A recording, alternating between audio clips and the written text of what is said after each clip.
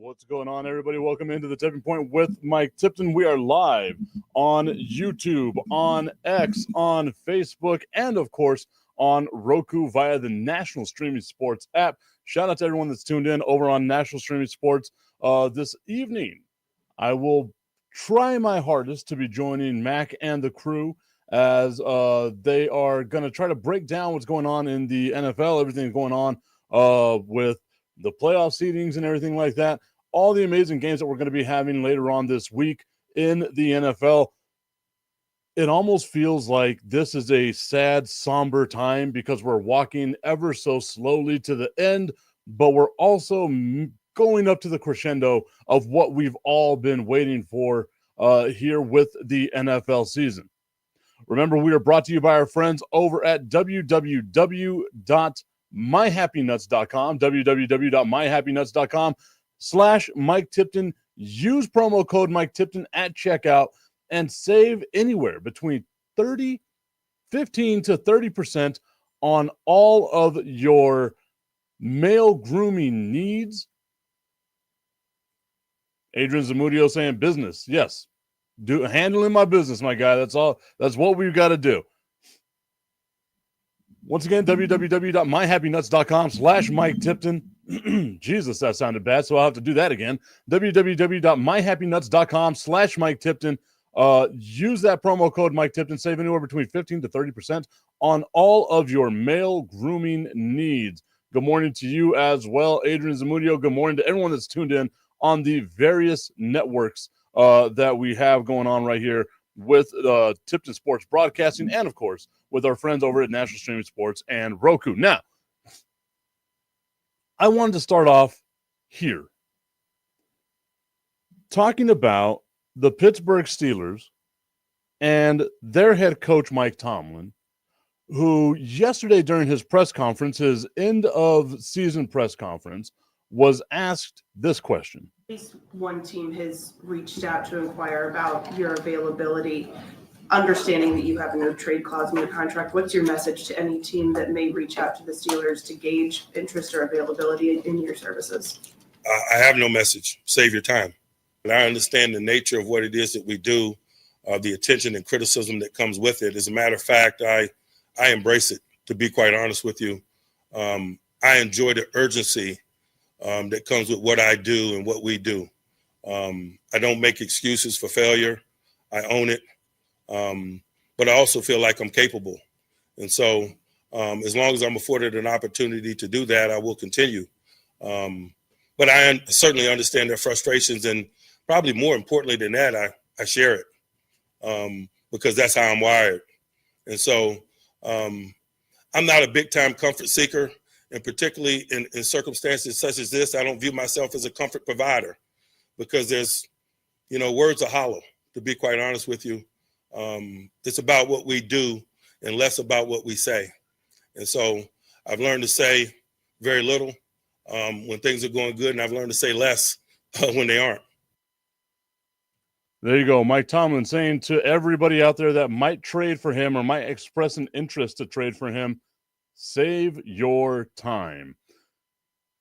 And the question comes up to this. Like, I know that he has a no trade clause. I know that there's a possibility that he's more than likely not going to be traded at all. But then comes the notion of, yes, he's more than likely a Hall of Fame caliber head coach. I know there's going to be a lot of people out there that will push back on that mindset.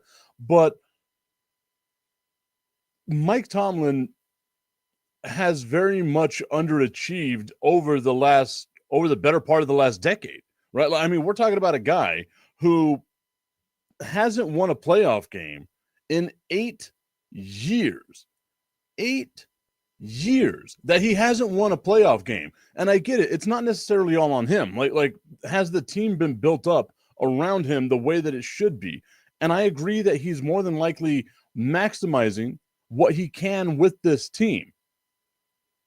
But the fact of the matter is that you are judged by playoff wins and playoff losses. The same way quarterbacks are, the same way GMs and teams are, the coach is judged by wins and losses in the playoffs. So Mike Tomlin can sit there and say, hey, if you're interested in trading for me, don't waste your time. while the Pittsburgh Steelers would be completely justified in simply walking away. Now, do I think that the Pittsburgh Steelers are going to walk away? More than likely not. We're talking about a franchise here that has had 3 coaches since 1969. So what's that? 56 years. They've had 3 head coaches. So they don't normally have a lot of turnover in that aspect, right? So would Pittsburgh move on? And I feel like there has to come a point, if you are a Pittsburgh Steelers fan, if you're the Pittsburgh Steelers team, that you have to sit back and think to yourself, yeah, it's time. Like it's game over. We've got to try to do something else. Like this ain't working. The way that it's set up right now, it ain't working. It looked like prior to the season end, right? Prior to that gauntlet that they had to run to end their season, it looked like the Pittsburgh Steelers were going to maybe break the narrative. I don't think anybody, I have to rephrase that because I was wrong about them, but I don't think anybody thought that they would be a Super Bowl contender, right? Like whenever you look at the teams that are out there in the Super Bowl or that we think can make the Super Bowl, Pittsburgh was never going to be in that conversation, right? It was always going to be Baltimore. It was always going to be Kansas City, and it was always going to be Denver. Pittsburgh, I don't think, cracked the top 6 in the AFC, right? Like even if they made the playoffs, you still were like, they're not going to do it, right? Like that's a team that we don't have faith in. If Cincinnati had made the playoffs, maybe you have a little bit of faith in Cincinnati. But when you look at what happened with the Steelers at the end of the season, they beat the Browns, right? They beat the Browns. That was on December 8th. Lost to the Eagles, lost to the Ravens, lost to the Chiefs, lost to the Bengals, lost to the Ravens. They end the season on a 5-game losing streak. And it's hard to believe that you can lose that way and maintain your job, right? Like that to me is the more difficult thing that I'm having a problem with in processing is you played that badly. How do you still have a job, right? Like, and I think a lot of fan bases out there would be justified in calling for the head coach's job because it's been a constant, right? 9-8, 10-7. He's never had a losing season, Mike Tomlin, so at least you can go off of that. But there hasn't been any improvement in this team, despite having what I feel like are unattainable expectations, right? Like no one looks at this team over the last decade and thinks that this is a Super Bowl contending team, like a legitimate Super Bowl contending team. Nobody feels that way about the Pittsburgh Steelers. But it's also because now it's become a joke of if you have Mike Tomlin as your head coach, you're more than likely not going to get to the promised land, right? I hear all the stories about, Mike Tomlin won with Bill Cowher's team and blah, blah, blah, blah, blah. I don't necessarily think it was Bill Cowher's team. I think whenever they won in 2010, that was 5 years after Bill Cowher left, maybe 4 years after Bill Cowher left. Like, he won his Super Bowl with his team. He won his Super Bowl his way. He won a Super Bowl with a Hall of Fame caliber quarterback that I personally and firmly believe they held on to too long. That was and is what Pittsburgh does. It feels like they hold on to assets for too long. Maybe not Dionte Johnson, and we'll talk about that coming up in a little bit, but as far as what it goes with Mike Tomlin, it feels like they've held on too long. And I get it, right? Change is scary. All of us are afraid of change. All of us are afraid of getting out of the comfort zone and doing all the other things like that we've got to deal with and have all that nonsense that we've got going on in our lives. Like, I totally understand that you want to stay in your comfort zone, right? But there comes a point in time when you have to evaluate as the team, what is the message and is the message getting across? And whenever you hear Mike Tomlin say to other teams out there, save your time, that's great, right? Like that's fantastic to hear for the players that are a part of the Pittsburgh Steelers franchise, for the players that are a part of the team right now going forward and blah, blah, blah, blah, blah. That's great for them. I'm still here for you guys. Yay. But the fact of the matter is Pittsburgh can walk away from this contract like that, and nobody would bat an eye at it. Nobody would sit back and judge the Pittsburgh Steelers as though, oh, they didn't give them a fair shake. 8 seasons since their last playoff win. We're talking about a team that has constant expectations, right? Like constant expectations.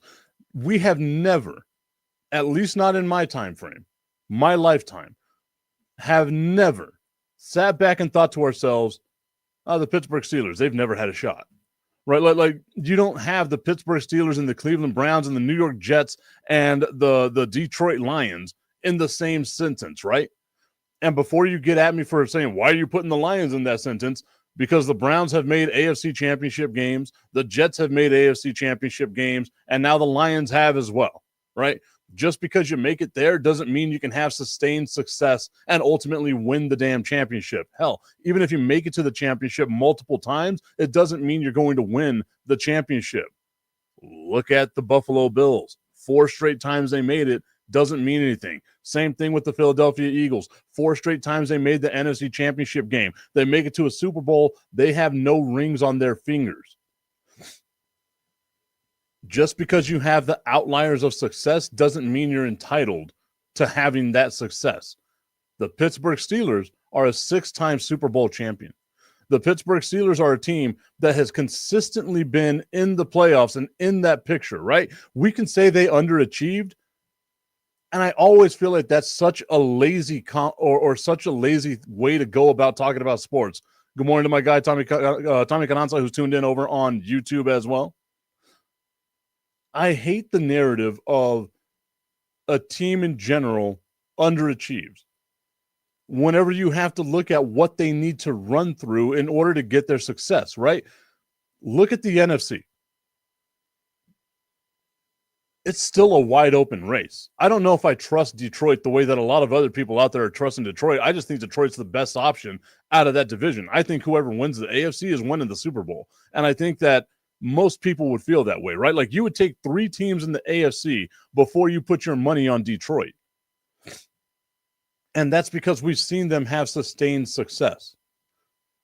Look at what Pittsburgh and Mike Tomlin had to go through in order to even try to sniff the Super Bowl. We're talking about Peyton Manning and Tom Brady at the same damn time. Then we're talking about Tom Brady and Patrick Mahomes and now Lamar Jackson and now Josh Allen and all of these other great quarterbacks that are out there in the AFC that Pittsburgh has had to try to overcome over the decades, right? Spanning the decades since the 2000s. It's basically been the Patriots, the Colts, and now the Chiefs, right?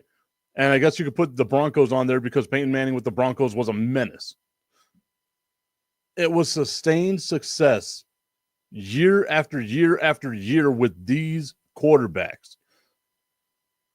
You already know my mindset. To be the man, you got to beat the man. And I don't think that Pittsburgh had the horses to really beat the man. Yeah, they won 2 championships in that time frame, and that's awesome. Congrats to you, right? But somehow, some way, we look at this team as though they've underachieved when it's just not necessarily the case. I think Mike Tomlin has overachieved. But I think with the weight of expectations that are in Pittsburgh, even though he overachieved with the roster that lacks the talent that we'd like them to have, it's still time for him to possibly go. And Mike Tomlin can sit back and say, don't trade for me. Don't trade for me. Don't good luck. Don't waste your time trying to, make trade offers for me and blah, blah, blah, blah, blah. And that's great. That's great lip service that you're doing for the players that are still on your team, just in case you're the coach for them next year. But the fact of the matter is right now, if Pittsburgh decided they wanted to walk away from Mike Tomlin, they would be justified in walking away from Mike Tomlin. I think he's done a hell of a job. I think he's a Hall of Fame head coach. But whenever the weight of expectation is, we've built you a pretty decent roster, get to the playoffs and win a game. And you haven't won a game in the playoffs in 8 years. Mike McCarthy has more recent playoff success than you. We're talking about real problems here. We're talking about real problems with the Pittsburgh Steelers franchise. I didn't even think about this. I should have done it earlier, but I just didn't think about it at the time. I'm going to go back and look and see, because I have to record a show tonight for tomorrow. I'm going to go back, I'm going to look, and I'm going to see what franchises have won playoff games more recently than the Pittsburgh Steelers. And I can tell you the Cleveland Browns are in there. The Detroit Lions are in there. Maybe not the Jets, because I think the Jets have the longest playoff drought in the NFL right now. But there are going to be a list of teams that we just associate as bad that have had more recent playoff success than the Pittsburgh Steelers. So, yes, Mike Tomlin, tell everyone out there not to waste their time. I'm perfectly fine with that. Don't waste your time trying to get me as your head coach, because I've got a no-trade clause in my contract, so that means I don't have to worry about going to your team. But you do have to worry about your team turning their back on you. And if I'm Mike Tomlin right now, that right there wasn't a good look. Now, I know he's more than likely going to get a job somewhere else. Any one of these teams that are looking for a head coach right now would benefit from having Mike Tomlin as their head coach. I firmly believe that, because he has proven time and time again that players absolutely love him. But you can't sit there and try to alienate everybody and expect there not to be any type of repercussions. Don't even waste your time thinking about me. That's such a bad look that it doesn't resonate the way that I think he wants it to. Within his team, it does. But what happens if that team decides they want to move on? And I get it. The Pittsburgh Steelers hold on to their coaches. They hold on to their players for probably too long, just a little too long. Eventually, that comes back and bites them. Eventually, that's going to be something that Pittsburgh is going to have to deal with. Pittsburgh is going to have a head coaching change soon. And it'll be awesome to say, oh, this is only going to be the fourth head coach that they've had since 1969, blah, blah, blah, blah, blah, whatever. If Mike Tomlin stays with Pittsburgh, and if Mike Tomlin doesn't win again, that fan base is going to revolt. And they would be justified in that. Because, again, look at how patient they've been. The fan base. Like, look at how patient they've been. If that's any coach in the Dallas Cowboys, the fan base, the media, everyone there is calling for his head. They did it with Mike Tomlin or with Mike McCarthy, and we're talking about a team that won, 12 games. They've had more success in the regular season and the postseason than Pittsburgh has, and yet it was a constant battle of should this man even have his job. Mike Tomlin has been sitting pretty, but I think ultimately at the end of the day, the team's got to do what's best for the team. And if he ain't the guy, because the message might have gone stale sometime over his long tenure, because he's been in Pittsburgh for an extremely long time, if the message has gone stale at that time, then maybe it's time to go away. I get it, Mike Tomlin. You can't sit back and be like, oh, no, every team, come at me. I understand that. But to sit back and be like, don't waste your time, that's such a bad look. Such a bad look, at least in my opinion, my humble opinion, as just some dude that screams out into the abyss, not knowing anything about anything. Once again, everyone, the Tipping Point with my Tipton is brought to you by our friends over at RevAutoCarCare.com. That's RevAutoCarCare.com. Use promo code Tipton33. Save up to 15% on all of your car care needs. RevAutoCarCare.com. Promo code Tipton33. Jesus, I got so many different promo codes now. Well, between RevAuto and between MyHappyNuts.com. I had mentioned the name a little bit earlier because it's something that it's one of those like curious conundrums, right? Of what happens with a talented player that ultimately becomes someone where you're just like, I don't know if I want this guy on my team anymore. That is now Dionte Johnson. News coming out that Dionte Johnson was released by the Houston Texans after 2 games with the Houston Texans. This after 4 games with the Baltimore Ravens and after 7 games with the Carolina Panthers this year, after he was traded from Pittsburgh to go to Carolina. Think about that, Dionte Johnson. We're talking about a team that's dealing with George Pickens as their main wide receiver outlet. Russell Wilson, who's 9,475 years old. Mike Tomlin, who's been with the team since the creation of time. And yet somehow, some way, you found yourself out there enough to alienate a team for them to trade you away for nothing. Dionte Johnson this season has 33 receptions, 375 yards, and 3 tutties. Good morning to you, Medusa. Hope that you were doing fantastic today. But the news that Dionte Johnson gets released by Houston as Houston is getting ready to play against the Kansas City Chiefs. You talk about a fall from grace for this guy, right? Like 2 years ago, I guess we can say 3 seasons ago, 107 receptions. 107 receptions. His last year in Pittsburgh, yes, there were injuries and whatnot, but 51 receptions, 5 touchdowns. Like we're talking about a guy that was a number 1 or number 2 target on a team that was a playoff team. Look at Baltimore. Baltimore could use more receiving help, yet they were deciding to themselves, nah, we're good. The same thing with Houston. They lost Stephon Diggs. You need to try to use the pass game to beat the Kansas City Chiefs because their defense in Kansas City is phenomenal. So you need as many weapons as possible. And yet even Houston is saying, nah, man, we're good. We're good. You ain't got to worry about it, bro. We're good. Go ahead and go on your way.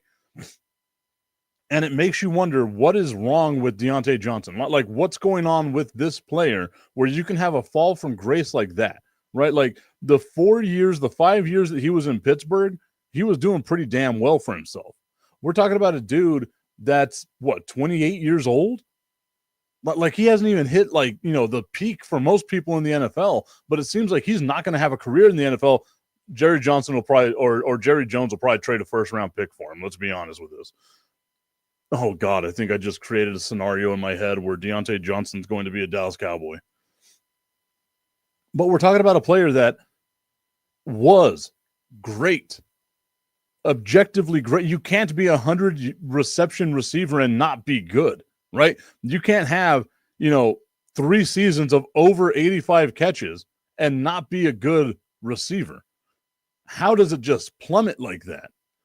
And it makes you wonder, what's going on with players? Like how do players assess certain types of things? And Dionte Johnson bouncing around now. He's got 4 teams in 1 season. In the NFL, that's unheard of. Major League Baseball, sure, I can see that. They play 160 games. Why wouldn't someone be just tossed around as trade bait or free agent signings or whatever the hell it might be? Even in the NBA, 82 games, you get 10-day contract, all that type of stuff. Something like that can happen. In the NFL, where they play 17 total games, you've been on 4 teams in 1 season? It's mind-blowing to me, man. Like it's one of those things where you kind of sit back and you think to yourself, wow, how? Right? And then like the teams that are taking a flyer on him, like these are playoff contending teams, maybe not Carolina, but Baltimore. Baltimore is going to be in the battle of their life this weekend against the Buffalo Bills. The same thing with the Houston Texans, who just let him go. A battle for their lives, trying to beat the Kansas City Chiefs, trying to get that elusive Super Bowl ring. Imagine what goes through Houston if they can knock off the Kansas City Chiefs. And yet they're willing to walk away from somebody at this point in the season who is an option to help them out at receiver, because their receiving core has been that depleted. They're willing to deplete their receiving core more because they find it better to move on from this guy than what it would be if they have him on the team. That's the exact same thing that Baltimore did. Baltimore needs receiving help. That's always been the issue with Baltimore, right? Like, we've got to get Lamar Jackson some actual receivers so that way they can go out and do their thing. The knock on him is the defense always carries them. Can he beat teams that score more than 13 points? That was the joke this weekend, right? Pittsburgh scored 14 points. He finally beat a team that scored more than 13 points. Baltimore was willing to walk away from somebody simply because of what Tommy is saying here. He's toxic. But Tommy, what have we seen that's come out that said that he's toxic? Maybe I'm missing something. Maybe, I will admit this. I know it's going to be a huge shock to everybody. I am not the biographer of Dionte Johnson. So maybe I missed something here or there where it's like, okay, maybe something came out. I'll have to look it up, right? Maybe something's come out about Dionte Johnson, but I haven't seen anything, right? And in the NFL, it's one of those things that just hits you in the face, right? Like look at George Pickens. You're willing to deal with how toxic and weird and random George Pickens can be. Why not Dionte Johnson? You know what I mean? There seems to be something more there that I'd like to try to figure out on this. And again, I apologize. I'm not his biographer, right? I'm not his bestie. I don't know everything about Dionte Johnson, and maybe that's my problem. But what I can say is whenever you were a guy that was a number one option and now you can't even find yourself on a team after you've been with 4 teams in one season, the problem's you, my guy, right? The thing I always tell people, if everybody has a problem with you, it's more than likely you, right? And I look at myself with that same pendulum. It comes back my way as well. I'll be like, look, Tip, you did something wrong. You can sit here and try to justify it all you want. But if everyone's telling you you're wrong, you're probably wrong. At least that's always been my mindset. I'm more than willing to admit whenever I'm wrong. I am wrong 99% of the time. And I was probably wrong about that number. But I would love to see what it is with that because, Jesus, man, the kid was drafted 5 years ago. And now he's not even going to be able to be on a team. It's mind-blowing to me. He's 28 years old. Probably done for. We're more than likely say Linda McGrath giving me some context here, saying that Dionte Johnson didn't suit up for the game. He was in the locker room because they didn't throw him the ball.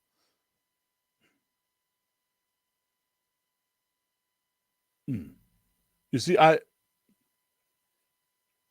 maybe I'm just old, right? Maybe my time has come and my time has gone. But I sit back and I see that action. And if that is the truth, that's inexcusable. And he should never play in the NFL again. But I feel like it's something that we've seen a lot of in recent times. And again, maybe it's just me. But my most recent career was as a high school teacher. And I would watch basketball games. My students would have to go with the cameras and watch the football games. I'm not saying it was the teams that I was associated with or the school that I was associated with. I'm saying this in general, right? Like the overlying umbrella that covers all of this in sports. And I would see players that would go on the sidelines and they throw their helmets and blah, blah, blah, blah, blah. And I get it, right? Like emotion is always going to overrun you.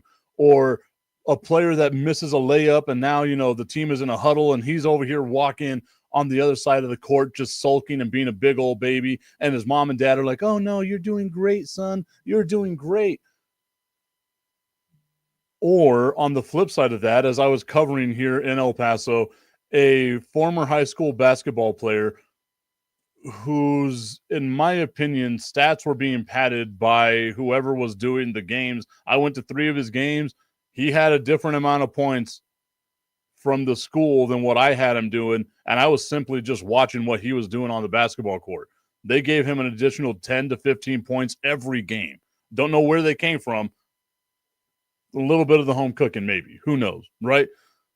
But anytime he would do something wrong, you would hear the parents get mad at the referee. He elbowed a kid in the face turning around like this, right? Like, I've played basketball. You get the ball in the post, you kind of turn, you put the little chicken wing out a little bit, but you don't bring it up and swing, right? Like that's dumb. And I remember the parents saying, yelling at the referees, a lot of pretty bad stuff. And me thinking to myself, this kid is going to go into college thinking that this is how it's going to be for him. And it's just not the case, right? And like AAU basketball, you see that all the time. In like these 7-on-7 leagues for football, you see it all the time of people not allowing or not wanting their kid to feel like they're less special than they are. And maybe, again, I'm on a soapbox. If I'm wrong, please tell me I'm wrong. Throw something at me. I wish I had a producer here to tell me, Tip, this is stupid. No one wants to listen to this, right? But Dionte Johnson, if this is the case, if he's sitting there in the locker room sulking because they didn't throw you the ball, bye. Bye-bye. You're more than likely going to be on the Dallas Cowboys next year because Jerry Jones loves that kind of guy. I was going to say, I'm not going to say what I was about to say, so I will be nice. But that mindset is something that is cultivated. It's not something that just happens over time, right? Like, you were signed on the team as like the last guy to be on the team. Whenever you sign on to the Houston Texans, and I got to do my due diligence and see vetting process, doing all that stuff, right? If this is actually the case, it wouldn't surprise me one bit though, because I see kids do this all the time. I see them in the high school ranks just fall apart. And whenever something doesn't happen their way, they start sulking on people. Hell, I watched a kid on the basketball team picking on a kid with mental disabilities because they were trying to shoot around during a lunch game. Like genuinely picking on him. It was gross, right? That's just a mindset that's been cultivated anymore. And then Tommy's saying maybe he's just not good anymore. It's hard for me to think about that drop off that fast, man, at that young of an age. Like there's got to be some other stuff there. Like it can't just be, oh, he was good and now he's not. Like the whole Miles Austin thing. Like Miles Austin was on the Cowboys for 3 years before he had his breakout season and was good for at least 5 years and then just fell off, right? Like because obviously, if you're a 7th round pick, you're a 7th round pick for a reason.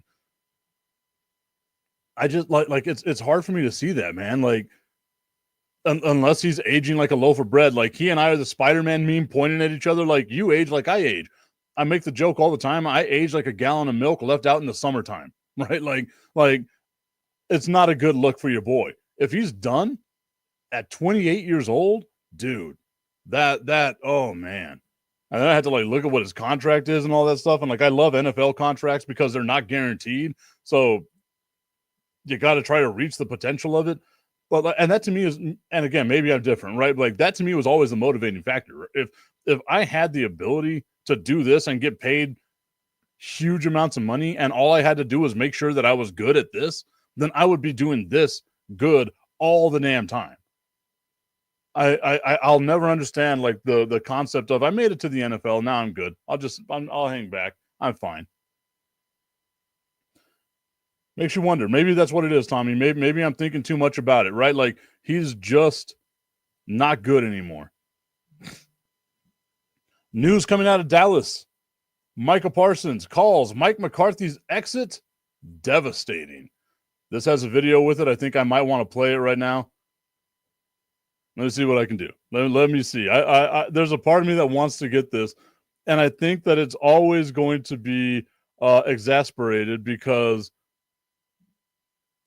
it's the Dallas Cowboys, right? Like it's always the Dallas Cowboys. We heard Micah Parsons at the beginning of the season that is just off of, what happens if they get rid of Mike McCarthy? Man, I don't care about no Mike McCarthy.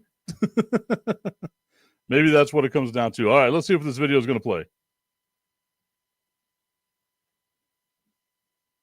Started.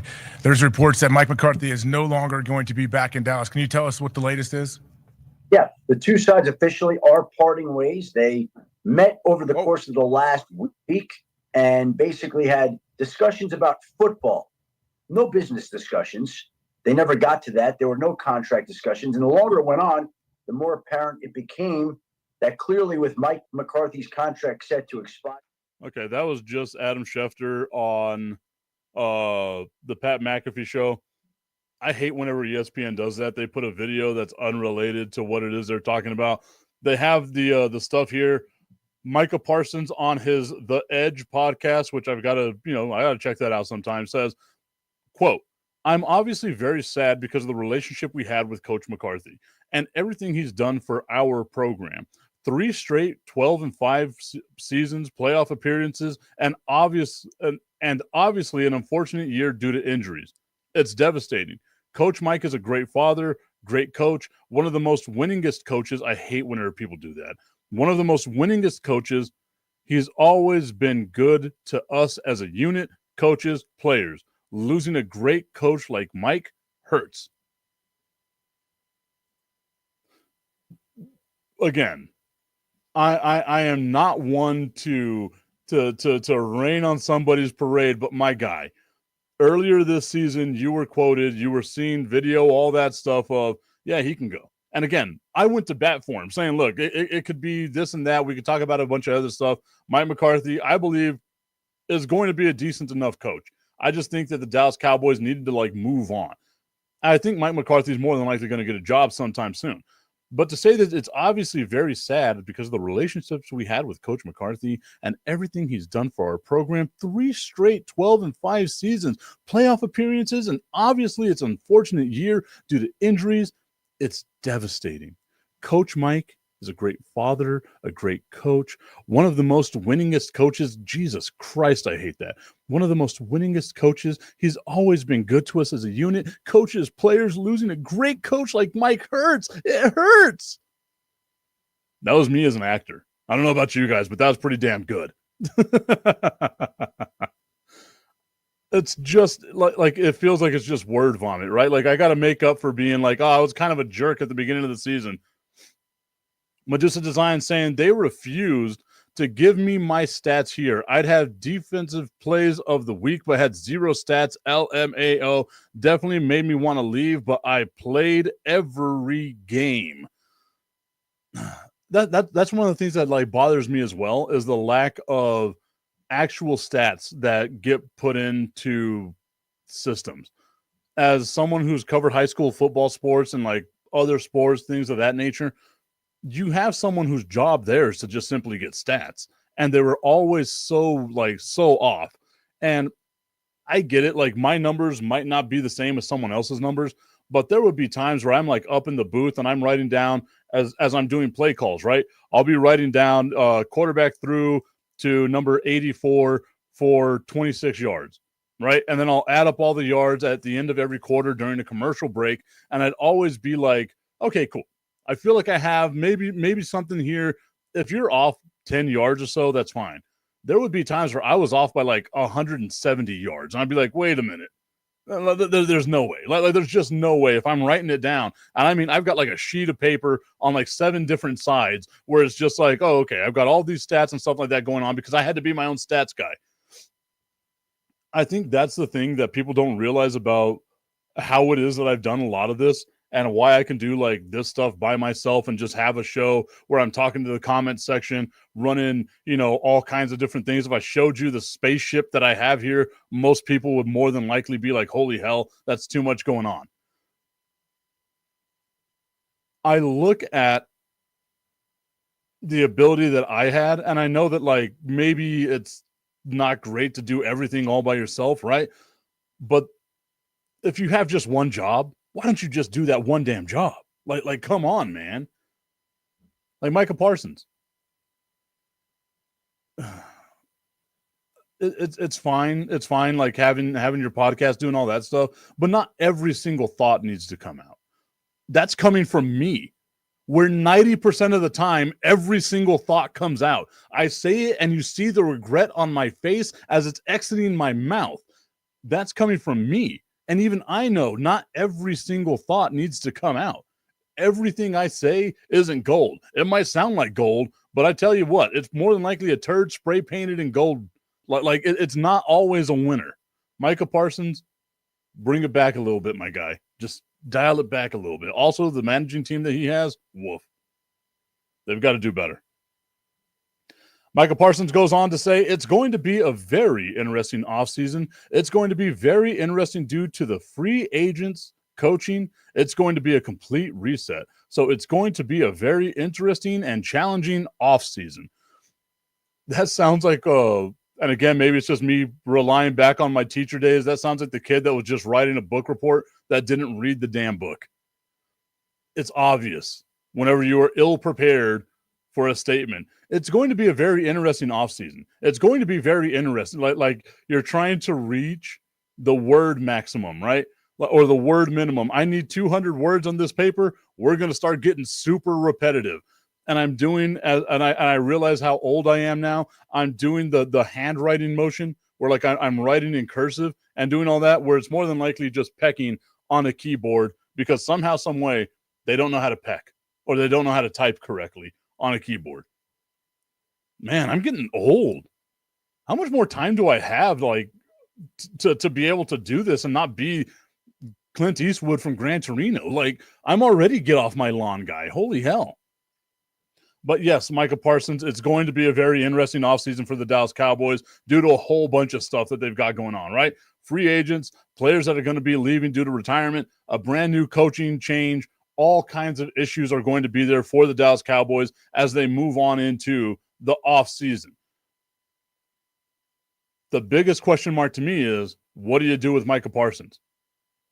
Because it's one thing, Micah Parsons, for you to say it's going to be interesting, but you are now slated at being one of the highest paid defensive players in the NFL. And are you going to hold out? Are you going to let this season go, right? Are you going to add to the interest that the Dallas Cowboys have? And given what I know about the management team that he has, the answer to that's going to be yes, right? Like, I would not be surprised. I wonder if I should do like what one of the podcasts I listen to, they have a thing that's called Wait and See, right? And they tell you something and they have a whole spreadsheet. And if they get it right, they're like, hey, we got it right. If they got it wrong, they'll be like, hey, we got it wrong. But it's like one of those accountability factors, right? Maybe I got to find up some way like that as well, because I am telling you right now, Micah Parsons is going to hold out for a new contract. I don't think he's going to practice during OTAs or any of that. And it's going to be a hard issue for the Dallas Cowboys to try to navigate through what you do with Micah Parsons' contract. So for me, are you adding to it? Yes. The answer to that's going to be yes. I would say this, though. Not everything needs to be coming out. Not every word needs to be coming out. It goes on to say, but listen, I love whenever people do that. That's like the Stephen A. thing, the Stephen A. Smith thing. But listen, just listen. But listen, I already know. I trust my owner.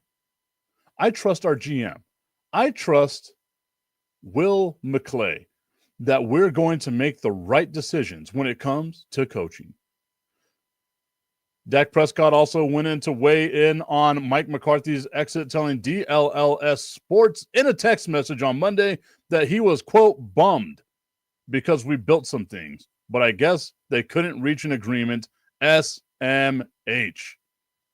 Mike McCarthy is expected to interview with the Chicago Bears for their head coaching vacancy as soon as Wednesday, according to multiple reports at ESPN. He is also expected to interview with the New Orleans Saints. Mike McCarthy wasn't going to be out of a job for a long time. I get it. He didn't live up to expectations in Dallas. Tommy Cananza is going to hate him for the remainder of time. But the fact of the matter is he was a pretty damn decent coach. The Dallas Cowboys are just one of those franchises, right? And I feel like that's going to be an issue for the Dallas Cowboys trying to get the type of coach that they need would be what Jerry Jones's role as both owner, president, and GM, 3 of those positions, is going to be for the head coach, because that winds up being a lot of Jerry, right? Jerry is not going to overrule Jerry, but Jerry can overrule you. And Jerry, the GM, can just go like, hey, Jerry, president, what do you think about this? And Jerry, president, can say, I don't know about that, Jerry, GM. Let's talk to Jerry, owner. What do you think about this? I'm going to do it because I'm the owner of the team. What do you think about it, coach? What's your mindset here? And the coach is going to be like, I guess Jerry, the owner, is going to get Jerry, the owner's way because Jerry, the GM, and Jerry, the president, aren't going to push back.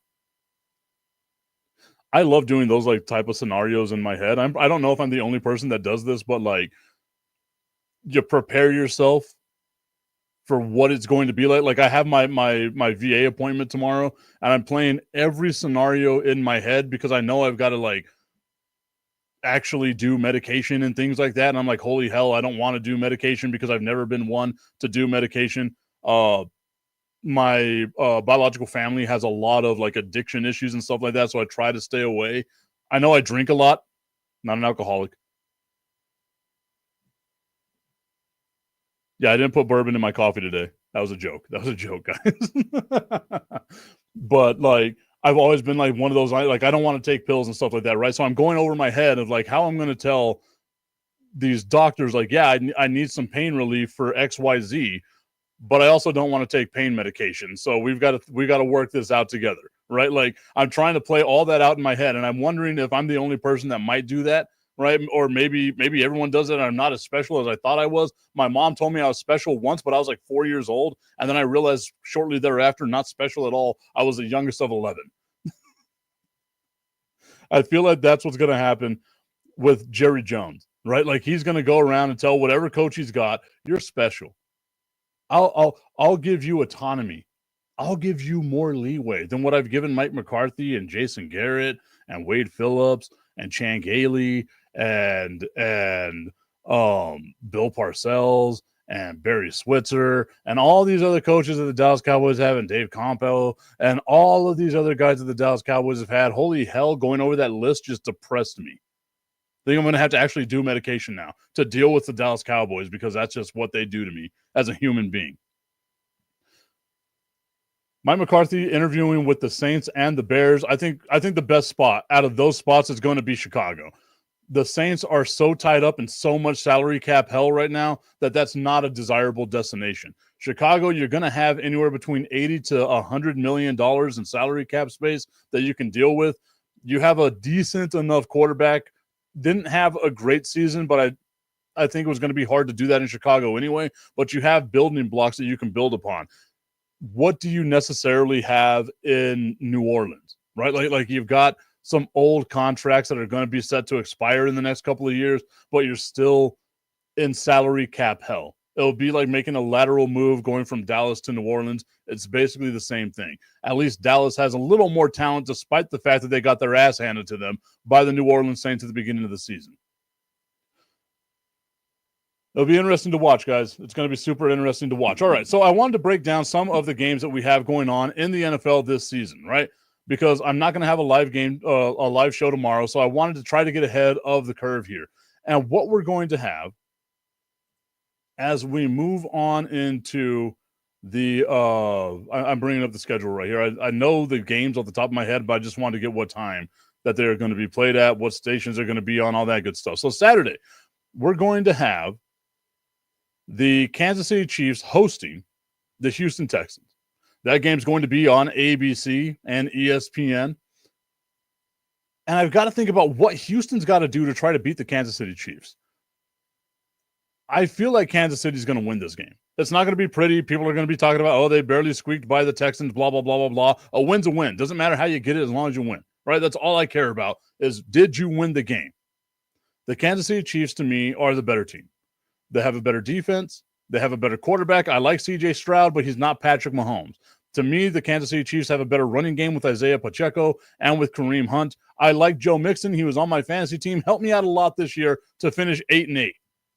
I hate fantasy football. I just feel like experience is going to be a factor in this.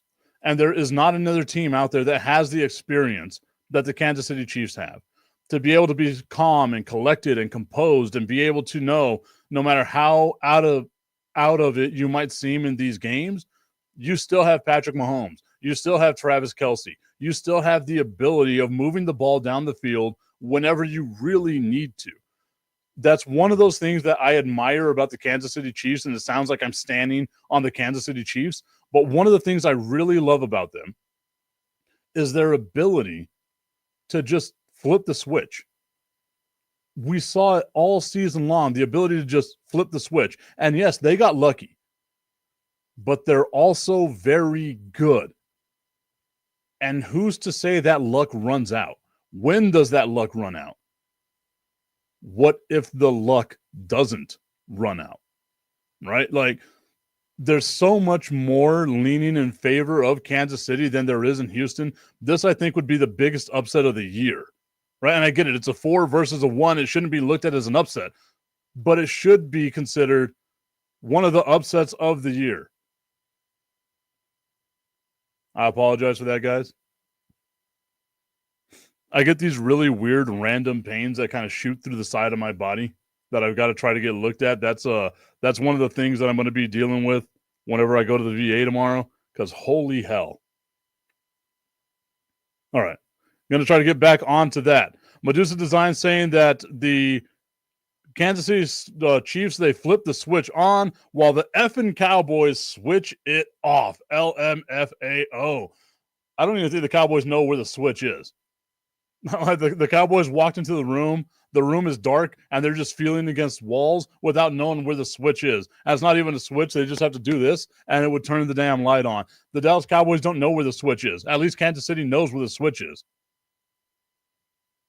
All right, so the Chiefs over the Texans. The Texans would have to play a perfect game, an absolutely perfect game. And not having Stephon Diggs is going to be a huge disadvantage to them, because you need your team at full strength against the Kansas City Chiefs, against that defense, right? Like Chris Jones, Karlaftis, like this defense that Kansas City has is good. This is their calling card. We can just lean on this defense. We know this defense is going to show up. We don't have to score 1,000 points a game.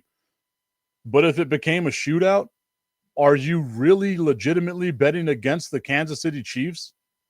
Like, is that something that you're going to do? Is legitimately bet against the Kansas City Chiefs? And the answer to that is no, right? Like, it's just not a winning argument, and it's not a winning place to be, betting against the Kansas City Chiefs.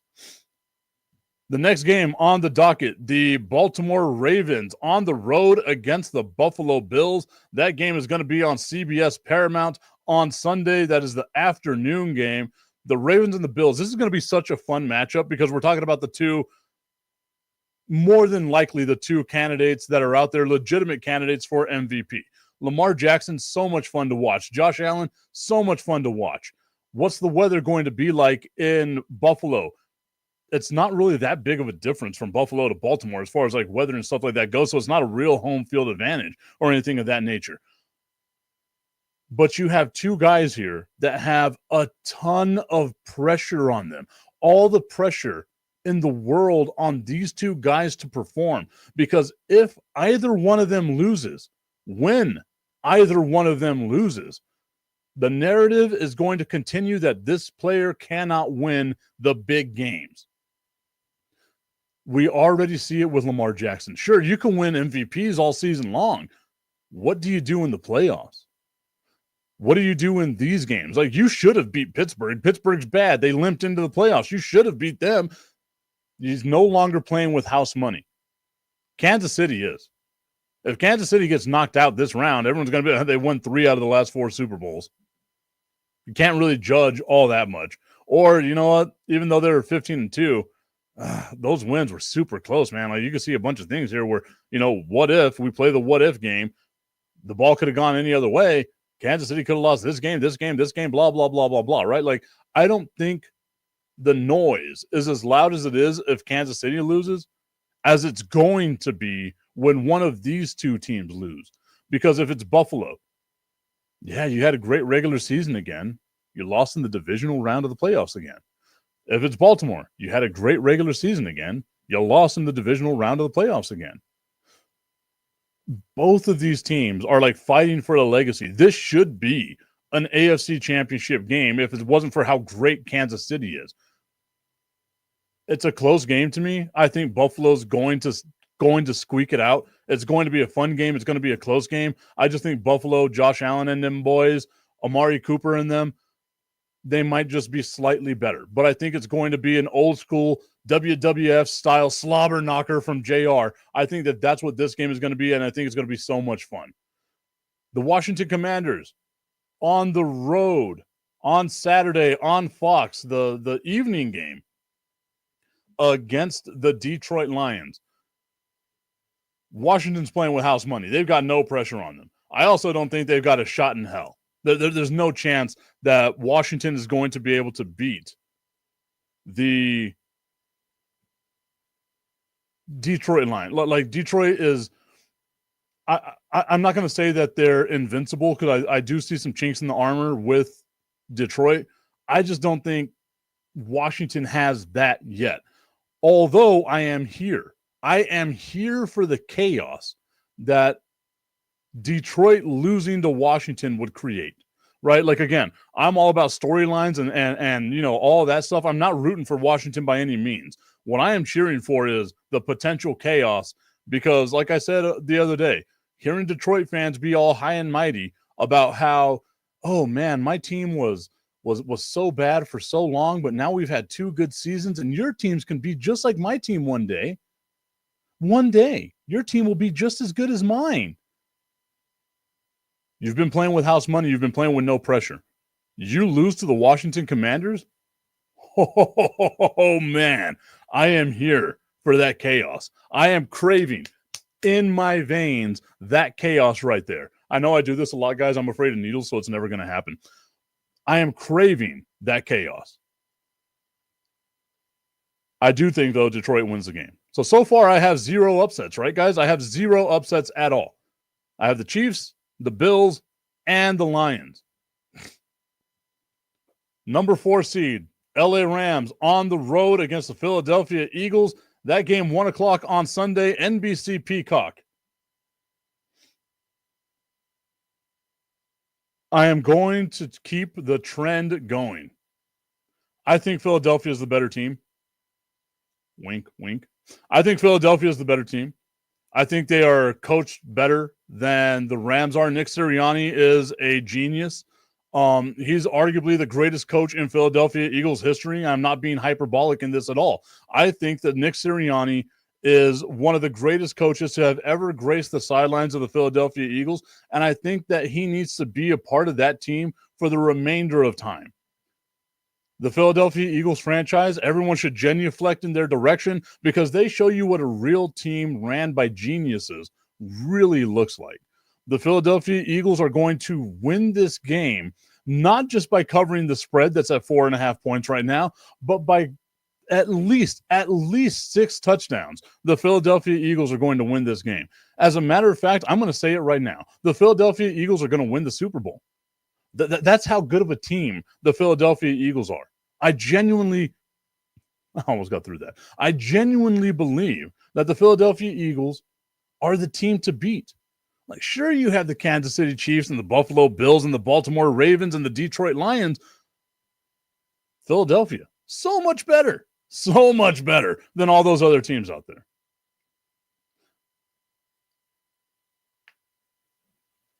I hope you see what it is that I'm doing here. I'm trying to reverse things as we go on here on the tipping point with my Tipton. All right, everybody. I want to thank you so much for tuning in on a Wednesday. Wednesday is always a fun day for everybody. No live show tomorrow, but I am going to be doing some stuff a little bit later on today to get some of the show going for tomorrow as well. So I appreciate y'all if you could tune in on that, share that as well. Give me your thoughts on what it is you'd like me to talk about today going into tomorrow's show as well. I want to give a shout out to our friends over on Roku with National Streaming Sports, and we will see you all on Friday live.